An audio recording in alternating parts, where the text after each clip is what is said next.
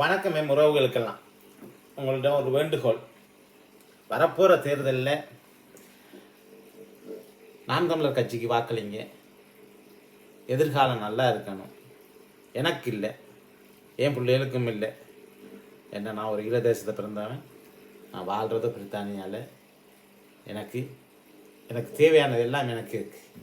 ஆனால் ஏன் புலம்பெயர்ந்து நாங்கள் நாம் தமிழரை ஆதரிக்கிறோம்னா, இவ்வளோ காலம் இருந்த அந்த கட்சிகள் உங்களுக்கு எதுவுமே செய்யலை. புலம்பெயர்ந்த நாடுகளில் நாங்கள் வாழ்கிற நாடுகளை ஒப்பிட்டு பார்க்கும்போது உங்களுக்கு ஒரு துளி கூட கிடைக்கல என்பதுதான் எங்களுடைய ஒரு மன அழுத்தம்.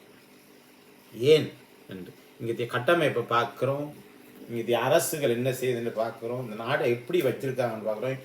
இன்னும் 1000 வருஷத்துக்கு பிறகு இந்த நிலைமை எப்படி இருக்கணும்னு அவங்க அந்த அரசுகள் நினைக்குது, இந்த மக்கள் நினைக்கிறாங்க என்றதான் பார்க்குறோம். பார்க்குறதால தான் நாங்கள் செய்தி ஊடாக அறிகிறது அவ்வளவுமே தமிழ்நாட்டில் தவறாகவே இருக்கு.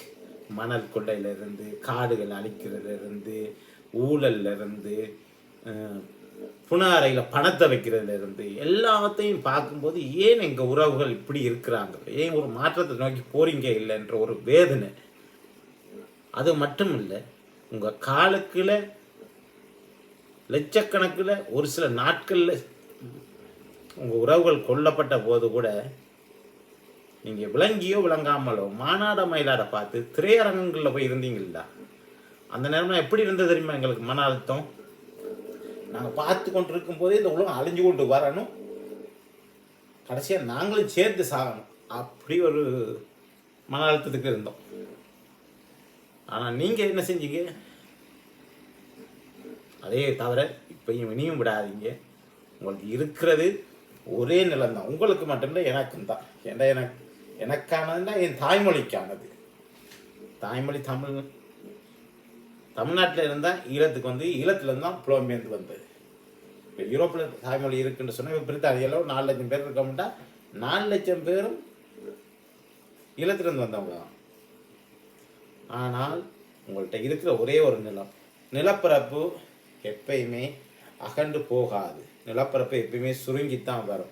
ஏன்னா கடல் மட்டம் உயர உயர நிலம் சுருங்கித்தான் வரும். அதை நீங்கள் உங்களோட பிள்ளைகளுக்காக, உங்கள் பேர பிள்ளைகளுக்காக இன்னும் 1000 வருஷத்துக்கு பிறகு நிலம்ன்று இருந்துட்டா அதை பாதுகாத்து வைக்கணுன்ற ஒரு எண்ணம் உங்களுக்கு இருக்கணும். இல்லைன்னு சொன்னால் நிலம் ஆக்கிரமிப்பு வரும், கடல் மட்டம் உயர்ந்து வரும், நிலம் போயிடும். அதுக்கான வழிகளை செய்யுங்க. இப்போ இங்கே கட்டமைப்புலாம் அவங்கள்ட்ட இருந்ததுன்னு சொல்லுங்கள்.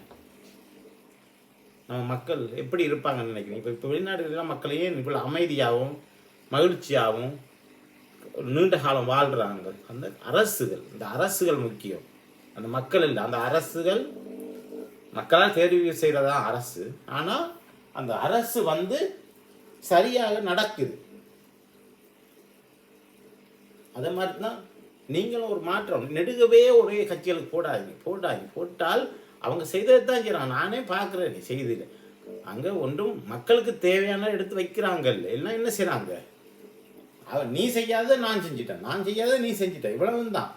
நீ செய்ய இல்லையா, நீயும் உள்ள செஞ்சுக்க, நானும் உள்ள செஞ்சுக்க. அதெல்லாம் அங்கே பேச்சு. இன்னொரு 100 வருஷத்துக்கு பிறகு உன் மக்களுக்கு என்ன நீ செய்ய போறன்றதான பேச்சு. அதுதானே தேவை. அப்போ அதனால நீங்கள் ஒரு மாற்றத்தை நோக்கி பயணிக்கணும். நாம் தமிழர் பிள்ளைகளுக்கு வாக்களிங்க. ஏழைகளின் பிள்ளைகள், உங்களின் பிள்ளைகள், அவங்க ஊடாக சில மாற்றங்கள் தேவைப்படுது. எங்களுக்கு கூட தேவைப்படுது, புலம்பெயர்ந்திருக்க எங்களுக்கும் தேவைப்படுது. அதனால எப்படி தேவைப்படுதுன்னு சொல்லுங்க. ஒரு நாடாளுமன்ற உறுப்பினர் கொண்ட குழு ஒன்று உருவாகணும். தமிழ்நாட்டில் இருந்த ஒரு 2 பேர், ஈழத்தில் இருந்த ஒரு 2 பேர், புலம்பெயர்ந்த நாடுகளில் இருந்து ஒரு 5 பேர் சேர்ந்து உலக நாடு ஃபுல்லாக போகணும். போய் சொல்லணும், எங்கள் பிரச்சனையை சொல்லணும். அது இந்த 15 வருஷமாக அப்படி ஒரு ஏற்பாடே நடக்கலை. ஏன்? அங்கே இருந்த கட்சிகளால் செய்ய இயலாதா? செய்ய இயலும், அவங்க செய்ய இல்லை. ஏன்னா அவங்க தமிழருக்கான எந்த சிந்தனை, உங்கள் பிள்ளைகளுக்கான சிந்தனையே இல்லாதவங்க. அதனால தான் நாங்கள் ஒரு மாற்றத்தை விரும்புகிறோம். மாற்றி வாக்களிங்க. அப்படி நீங்கள் நம்பின கட்சிகள் செய்த துரோகம் எப்படின்டா, ஒரு இனமே அழிஞ்சு கொண்டு இருக்கு. பேசாமல் இருந்துட்டு சக்கர நாக்காளியில் இருந்து இனம் அழிஞ்சி ஒரு 2-3 கிழமையில் டெல்லியில் போய் பதவி வாங்கிட்டு வந்தாங்க. அப்போ அப்போ பதவி இனம் அழிஞ்சப்பில் அவருக்கு வயசு போயிருந்தது. இப்போ சக்கர நாற்காலியில் போகும்போது வயசு வந்துட்டா இல்லை இல்லை. அதெல்லாம் நினைக்கும் போது இந்த உலகமே அப்படி அழிஞ்சிராதான்னு இருக்கும். நீங்கள் வாக்களித்து ஒரு மாற்றத்தை கொண்டு வாங்க. அது ஊடாக எவ்வளோத்தையோ நீங்கள் அனுபவிக்க இருக்கு. நீங்கள் அனுபவிக்காமலே இருக்கிறீங்க. ஏன்டா உங்களுக்கு அது விளங்குது இல்லை. அப்படி உங்களை வச்சிருக்காங்க. அவங்க வச்சிருக்கிறதால நீங்களும் அப்படி இருக்கிறீங்க. ஒரு மாற்றம், பெரிய மாற்றம் தேவைப்படுது உறவுகள். இதுக்கு மேலே நம்மளால் என்ன சொல்ல இயலும், என்ன செய்ய இயலும்? நான் வந்து அங்கே வாக்களிக்க போகிறதும் இல்லை, உங்கள்கிட்ட இருந்து ஒரு சொத்து ஆட்டையை போட போகிற ஆளும் இல்லை. நாங்கள்லாம் வாழ்கிறோம். நாங்கள் வாழ்கிறதெல்லாம் நல்லா தான் இருக்குது.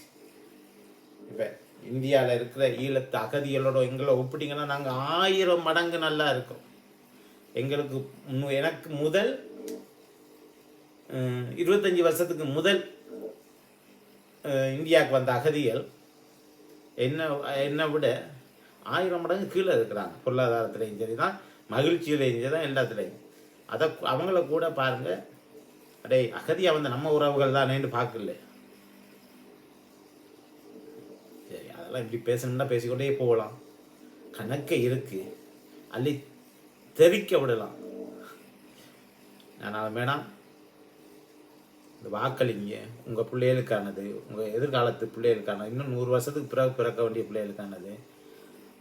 நன்றி, வணக்கம்.